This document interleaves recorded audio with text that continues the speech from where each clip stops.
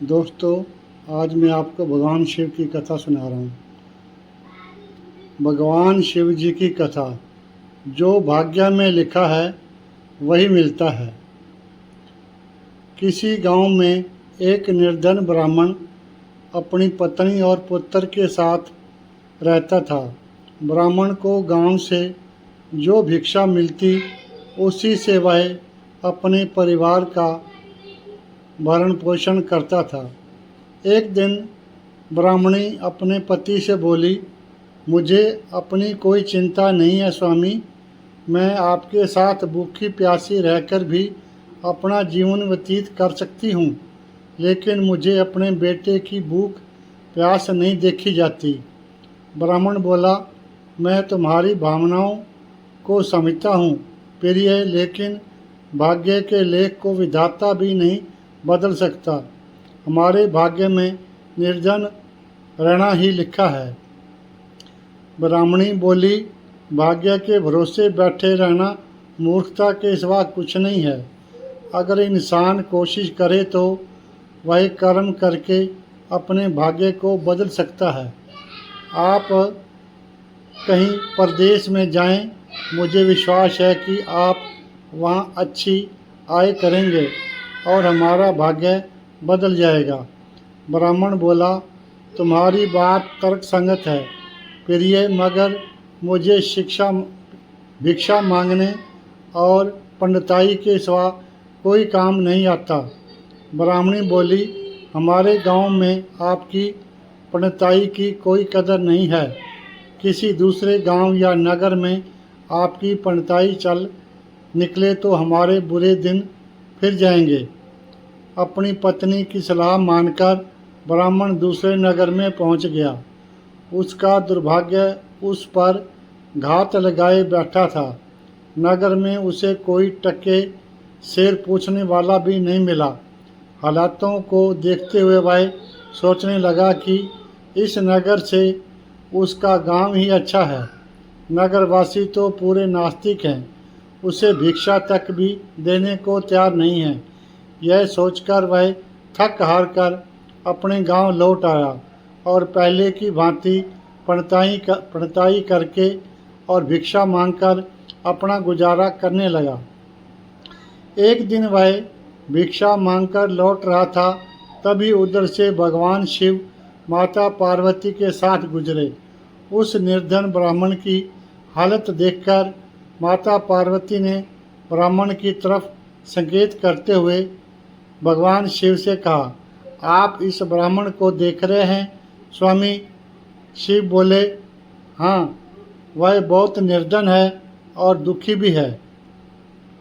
पार्वती बोली, आप उसके दुख का निवारण करें नाथ। एक तो ब्राह्मण है, दूसरे दरिद्र, मुझसे उसका दुख देखा नहीं जाता।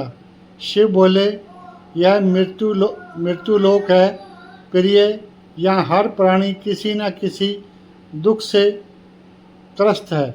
सब अपने अपने कर्मों का फल भोग रहे हैं। तुम किसका दुख दूर कराओगी? पार्वती बोली, आपको उस निर्धन ब्राह्मण को धनवान बनाना होगा स्वामी। शिव बोले, वह भाग्यहीन है पार्वती, उसके भाग्य में फटे पुराने कपड़े और रूखा सूखा भोजन ही लिखा है। मगर पार्वती अपनी जिद पर अड़ी रही। अंत में हार कर शिव को पार्वती जी की बात माननी पड़ी। उन्होंने उस रास्ते में जिस रास्ते ब्राह्मण जा रहा था, सोने की एक ईंट डाल दी। अचानक ब्राह्मण को क्या सूझा? उसने सोचा कि वह आंखें बंद करके कितनी दूर चल सकता है। यह सोचकर वह अपनी आंखें बंद करके चलने लगा और सोने की ईंट के बिल्कुल समीप से होकर आगे गुजर गया। काफ़ी दूर आगे जाने के बाद ही उसने अपनी आंखें खोली। यह देख भगवान शिव मुस्कुराते हुए बोले, हमने तुमसे कहा था ना प्रिय कि वह ब्राह्मण भाग्यहीन है। भाग्यहीन मनुष्य कभी धन प्राप्त नहीं कर सकता। और फिर भगवान शिव पार्वती के साथ कैलाश पर्वत लौट गए। लेकिन वहां पहुंचने के बाद भी पार्वती उस निर्धन ब्राह्मण के बारे में सोचने लगी। वह किसी न किसी तरह उस ब्राह्मण को देखना चाहती थी। पार्वती को उदास देखकर भगवान शिव ने पूछा, क्या बात है प्रिय, इतनी उदास क्यों हो? माता पार्वती ने भगवान शिव से निवेदन किया, स्वामी, उस निर्धन ब्राह्मण का परिवार 3 सदस्यों का है। उनमें आप किसी एक को धनवान बना दें। ब्राह्मण परिवार की दरिद्रता मिट जाएगी। आप उन तीनों को एक एक वर दें। मुझे उम्मीद है कि वे तीनों आपसे दौलत का वर ही मांगेंगे। इस तरह वे धनवान बन जाएंगे। शिव बोले, ठीक है प्रिय, जैसा तुम चाहोगी वैसा ही होगा। और फिर कुछ दिनों बाद भगवान शिव पार्वती के साथ ब्राह्मण के घर पहुँचे। साक्षात ब्राह्मण शिव और पार्वती को देखकर ब्राह्मण परिवार आत्मविभोर हो उठा। उन्होंने भगवान शिव और पार्वती के चरण स्पर्श किए। शिव बोले, मैं तुम तीनों को एक एक वर देना चाहता हूँ। तुम तीनों अपनी इच्छानुसार वर मांग सकते हो। ब्राह्मणी उतावली होते हुए बोली, पहले मुझे वर दीजिए प्रभु।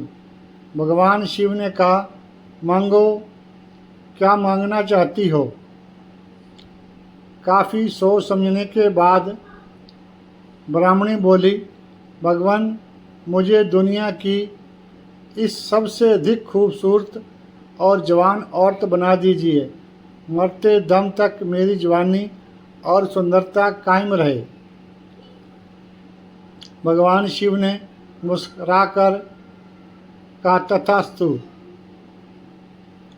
अगले ही पल बूढ़ी ब्राह्मणी एक जवान और खूबसूरत युवती के रूप में बदल गई।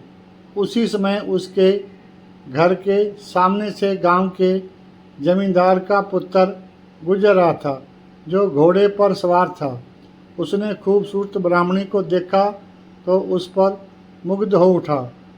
वह इस खूबसूरत ब्राह्मणी से शादी करेगा, यह सोचकर उसने उसे अपने घोड़े पर बिठाया और घोड़ा अपनी हवेली की तरफ दौड़ा दिया।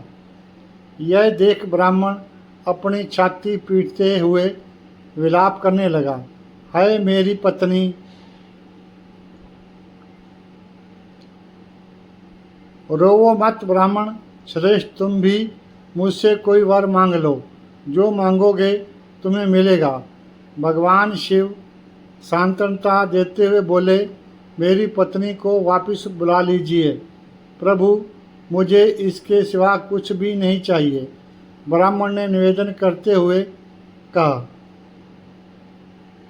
भगवान शिव बोले, तथास्तु। देखते ही देखते ब्राह्मणी वहाँ खड़ी थी। अपनी पत्नी को अपने सामने देख ब्राह्मण ने राहत की सांस ली। भगवान शिव ने ब्राह्मण पुत्र से कहा, तुम क्या वर मांगते हो बेटा? ब्राह्मण पुत्र ने काफ़ी सोचने समझने के बाद कहा, भगवान, मुझे कुछ नहीं चाहिए, लेकिन आप मेरी माँ को पहले जैसी बूढ़ी बना दीजिए। तथास्तु। भगवान शिव ने कहा और अगले ही पल ब्राह्मणी पहले के समान बूढ़ी होगी।